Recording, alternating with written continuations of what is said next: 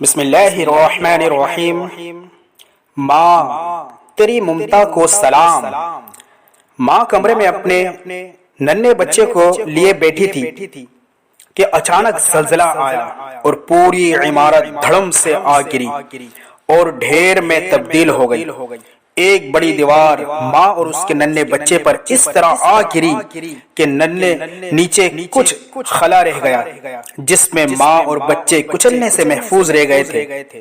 ماں کو اپنے سے زیادہ اپنے ننھے بچے کی فکر تھی جس پر ٹنوں من وزن ملبہ پڑا تھا اور نکلنے کا کوئی راستہ نہیں تھا۔ تاہم ماں کو کچھ امید تھی کہ شاید کچھ دنوں بعد ملبہ ہٹا لیا جائے اور ہم موت کے منہ سے بچ نکلے۔ اسی دوران بچہ رویا تو ماں نے تڑپ کر اسے سینے سے لگا کر دودھ پلایا جس سے بچہ چپ ہو گیا۔ جب بچہ روتا تو ماں اپنے سینے سے لگا کر دودھ پلا دیتی جس سے وہ چپ ہو جاتا۔ آخر دودھ کم ہوتا گیا۔ دوسرے دن ماں کے سینے میں بچے کے لیے بہت کم دودھ رہ چکا تھا۔ بچہ بھوک سے روتا۔ ماں کی پریشانی اب بڑھتی جا رہی تھی۔ آخر تیسرے دن دودھ بالکل ختم ہو گیا۔ بچے کی بھوک سے بے تاب حالت میں دیکھ کر ماں تڑپ اٹھی۔ بالآخر ماں اور بچے نڈھال ہو کر بے ہوش ہو گئے۔ ماں کو جب ہوش آیا تو اس نے خود کو ہسپتال کے بیڈ پر پایا۔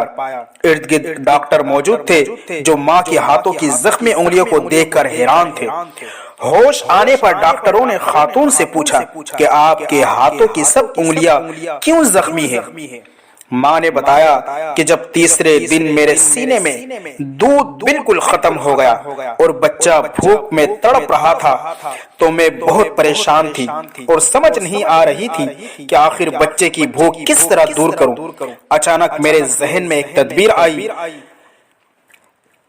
اگلے ہی لمحے میں نے دانتوں سے ایک انگلی کاٹی جس سے خون بہنا شروع ہو گیا۔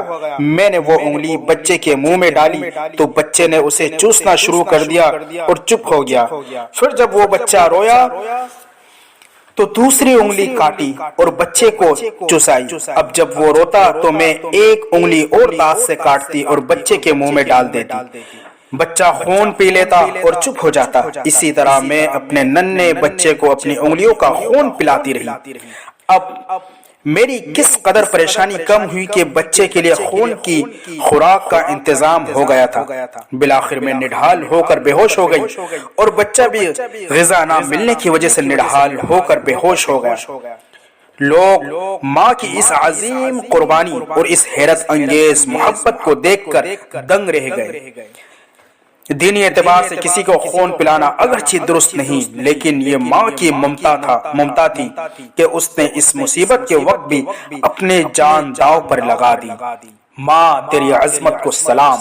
ایسی عظیم ماں اپنے اولاد کے لیے اپنی جان کو قربان کرنے کے لیے ہمہ وقت تیار رہتی ہے، جس کے ہی وجہ سے اللہ کے پیارے محبوب نے فرمایا کہ جنت ماں کی قدموں تلے ہے۔